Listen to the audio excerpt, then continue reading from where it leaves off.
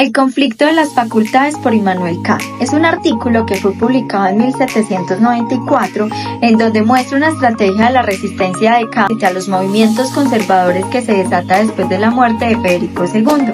Un nuevo rey, Federico Guillermo II, toma medidas para defender esa ortodoxia de la Iglesia contra el periodo luterano, que va un poco más allá de una justificación personal.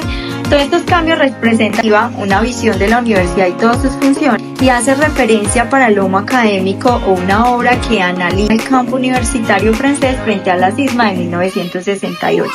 Es de enorme importancia para el estudio de la universidad y todo este desarrollo histórico de la noción de la autonomía de la Constitución, de un espacio de libertad para la crítica fundada en la razón y crítica ejercida por eruditos y sabios en un marco de acuerdos propios. Esta automatización del pensamiento y actividades científicas suponen la existencia de un cuerpo sagrado para sus conocimientos. Estas facultades, que son espacios colegiados donde se discuten entre pares y son el objeto de la discusión, que son límites de la razón y la posición de las facultades frente al poder gubernamental, y ese texto que brinda la posibilidad de pensar dinámicas universitarias en términos de sistemas de oposiciones de las facultades, y son unas atraídas por polos económicos temporales y otros por intereses científicos, que al fin y al cabo son naturaleza del conflicto que sigue existiendo. Ese desarrollo de ciencias y profesiones que enseñan a la vez generaron un conflicto que enfrentaban las facultades por una posición dominante. Este conflicto de las facultades se dividió en tres secciones. Era un conflicto de la Facultad de Filosofía con la Facultad de Teología, un conflicto de la Facultad de Filosofía con la Facultad de Derecho, en donde discutían sobre el género humano está en constante progreso hacia algo mejor a través de la historia de la humanidad, y la tercera sección, que era el conflicto entre la Facultad de Filosofía y la Facultad de Medicina por cuestiones de dietética. Estos conflictos de la Facultad de Filosofía y la Facultad de Teología surgieron sectores científicos en donde eran depositarios de las ciencias que construían una república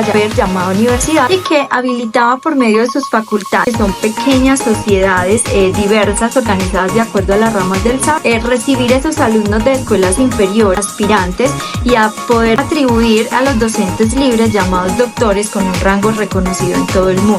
Estas sabios eruditos, digamos, que no pertenecen a la universidad, trabajan una parte del conjunto del saber y viven de la naturaleza del saber y se ocupan como aficionados sin instrucciones ni normas. Ya estos letrados ejercen, pero no han olvidado lo visto en la universidad. Se pueden llamar ejecutantes o peritos calificados del saber, y no son libres de hacer como mejor parezca de uso público del saber, solo sometiéndose a censura de las facultades.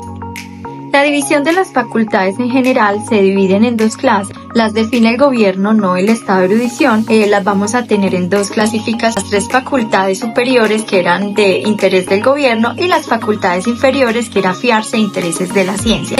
Lo que más le interesa al gobierno es porque por medios que se asegura la más fuerte y durable influencia sobre el pueblo. El gobierno sanciona las asignaturas de facultades superiores. En la facultad inferior las abandona a la razón que es propia al pueblo erudito. El gobierno sanciona pero no enseña. Solo quiere que ciertas enseñanzas sean integradas por las facultades respectivas de cursos públicos, y que las enseñanzas contrarias sean excluidas. El gobierno no enseña, pero manda a quien enseña a través de un contrato. No es posible pensar en un gobierno que enseña, ya que esto está por encima de su dignidad, comprometerse con el pueblo a esto, y hace falta una facultad que tenga libertad, que tenga intereses científicos, donde la razón hable públicamente. De la relación entre las facultades en la primera sección, el concepto y división de las facultades superiores, se hacen organizaciones de facultades desde el punto de vista de las clases y facultades, y no dependen del azar, sino del gobierno, que ha podido proceder a priori en un principio empírico que concuerda con un principio admitido actualmente. Según esa razón móvil es que el gobierno puede utilizar, se ordenan en tres segmentos: el bien eterno, que el gobierno puede tener la más grande influencia sobre la intimidad del pensamiento y los volúmenes de mapas secretos de los sujetos, descubriéndolos para dirigirlos. Tenemos el bien social, que el gobierno mantiene su comportamiento exterior bajo la rienda de las leyes públicas, y tenemos el bien corporal, la larga vida y el buen salud, que el gobierno puede asegurar la existencia de un pueblo fuerte, numeroso, que se encuentra a disposición. Esas facultades superiores, que es la Facultad de Teología, Facultad de Derecho y la Facultad de Medicina, digamos que la Facultad de Derecho, después de un medio, iría a la jurista, que permite conservar los bienes, y esta Facultad de Medicina, que según instinto natural sería la más importante, pero las tres fundan por escrito las enseñanzas que les han sido conferidas por el gobierno.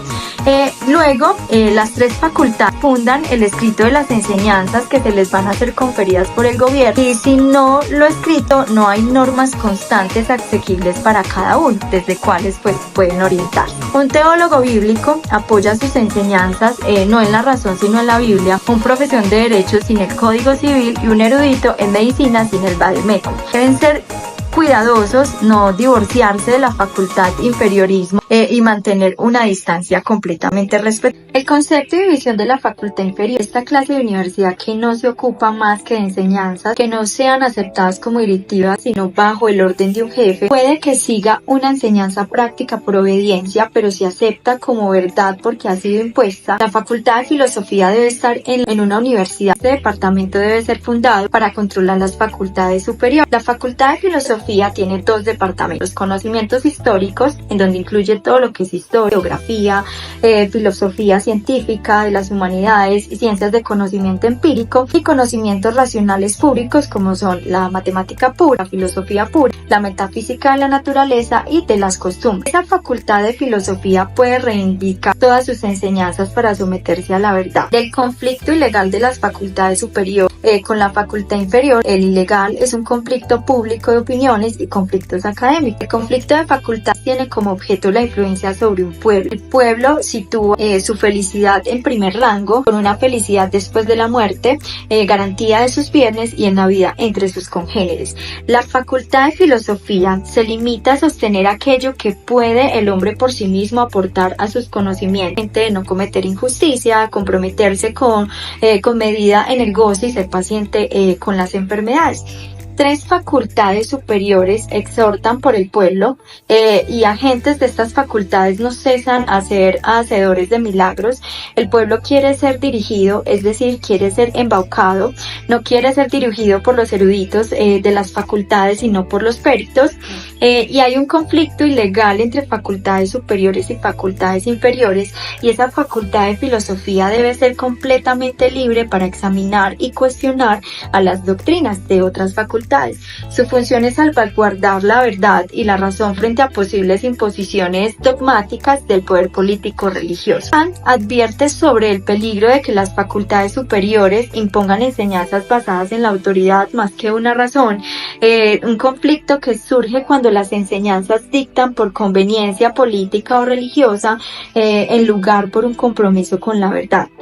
Y la crítica filosófica, que es esencial para el progreso del conocimiento y la sociedad, permite cuestionar mejor y mejorar o estructurar existencias, promoviendo una educación basada en la reflexión y la autonomía intelectual.